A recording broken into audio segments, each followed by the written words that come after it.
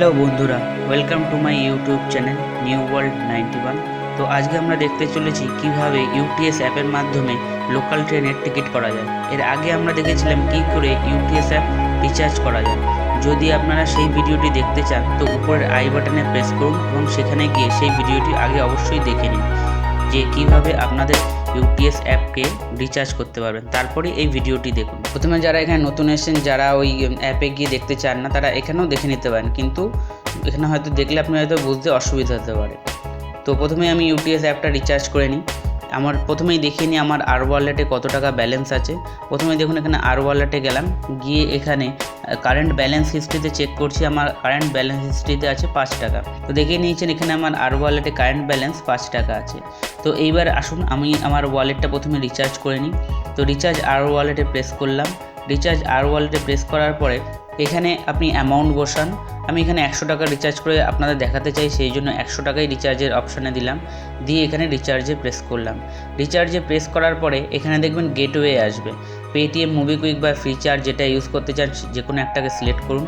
Select করার পরে এখানে দেখুন উপরেই আছে পেটিএম অপশান। যদি আপনাদের পেটিএম অ্যাকাউন্ট থাকে তো পেটিএম দিয়ে রিচার্জ করুন, আর যদি পেটিএম অ্যাকাউন্ট না থাকে তাহলে নেট ব্যাঙ্কিং, ভীম ইউপিআই বা ডেবিট কার্ড, ক্রেডিট কার্ড দিয়ে আপনি পেমেন্ট করতে পারেন। তো আমি সাধারণত ভীম ইউপিআই আইডি প্রেফার করি। ভীম ইউপিআই আইডি দিয়ে আমি এখানে আপনাদের রিচার্জ করে দেখাচ্ছি। ভীম ইউপিআই আইডি কোথায় কীভাবে থাকে না থাকে সেটা সব অন্য একটি ভিডিওতে আলোচনা করা আছে। এখানে ভীম ইউপিআই আইডি আমি বসাচ্ছি। এই ভীম ইউপিআই আইডি যদি আপনি না জানেন যে আপনার কোথায় থাকে, তাহলে আমি বলবো আমার এই ভিডিও প্লেলিস্টের মধ্যেই দেখবেন ফোনপে অ্যাপ আছে। সেই ফোনপে অ্যাপটা একটু দেখে নিন, সেখানেই আপনি দেখতে পারবেন যে আপনার ভীম ইউপিআই আইডি কোথায় আছে। তো যারা জানেন তারা এখানে ভীম ইউপিআই আইডি বসাবেন। বসানোর পরে এখানে পেতে ক্লিক করবেন। পেতে ক্লিক করার পরেই আপনার ফোনপে অ্যাপটা ওপেন করবেন। দেখুন এখানে কাউন্টিং দেখাচ্ছে যে এই 4 মিনিটের মধ্যে আপনাকে এখানে টাকা পেমেন্ট করতে হবে, নাহলে এটা ক্লোজ হয়ে যাবে। তো আপনি আপনার ফোনপে অ্যাপ ওপেন করবেন।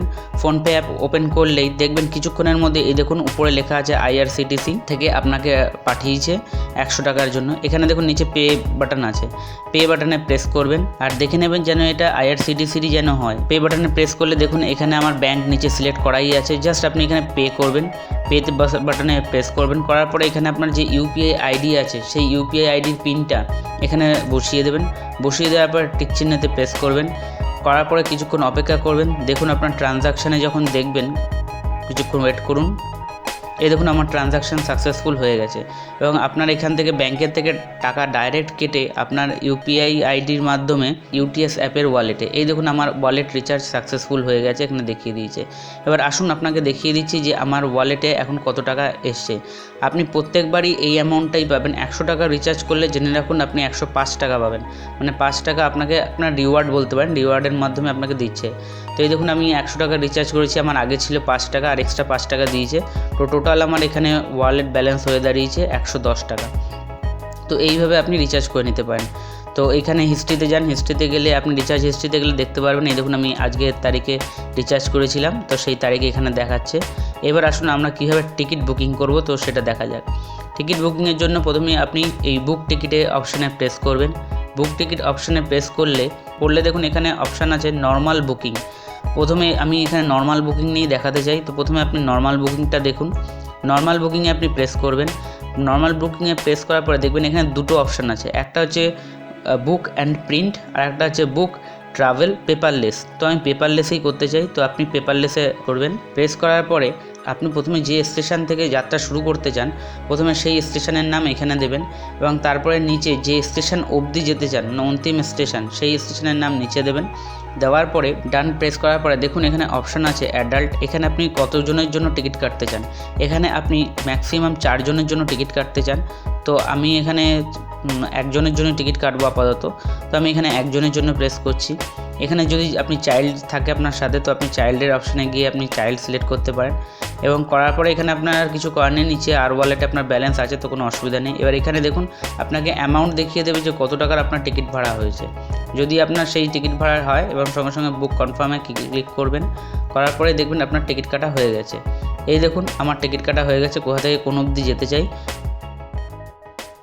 টিকিট কাটার পরে এটা ওকে করে দেবেন। এবার এই টিকিটটা কোথায় গেল, আপনি বাইরে বেরিয়ে এসে শো বুক টিকিটে ক্লিক করবেন। শো বুক টিকিটে ক্লিক করলে আপনি যে টিকিটটা কেটেছিলেন সেই টিকিটটা সেখানে দেখতে পাবেন। এই পাশে যে অ্যারোটা আছে এই অ্যারোতে প্রেস করবেন, করলে আপনি যে কারেন্ট যে টিকিটটা কেটেছেন দেখুন এখানে দেখতে পারবেন, এবং তার টাইম আবার কতক্ষণের জার্নি আপনি সব এখানে পেয়ে যাবেন।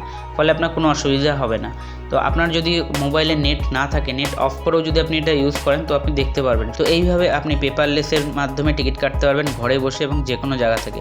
কিন্তু চেষ্টা করবেন এটা রেল লাইন থেকে যেন 100 মিটার দূরে হয়। ওরা বলে 80 মিটার, কিন্তু আমি বলছি আপনাকে 100 মিটার দূরে থেকে আপনি এই টিকিটটা কাটবেন। টিটিকে দেখে টিকিট কাটার চেষ্টা করবেন না, কেননা এটা স্টেশনের পরে বা রেল লাইনের সংলগ্ন এলাকা থেকে টিকিট কাটা যায় না। তো এইভাবে আপনি টিকিট কেটে নেবেন। যদি ভিডিওটি ভালো লেগে থাকে তো লাইক, শেয়ার এবং সাবস্ক্রাইব করতে ভুলবেন না, এবং এই বেলের ঘন্টিটা অবশ্যই প্রেস করে দেবেন যাতে পরবর্তী ভিডিওগুলো আপনি এখানে দেখতে পান। Thank you.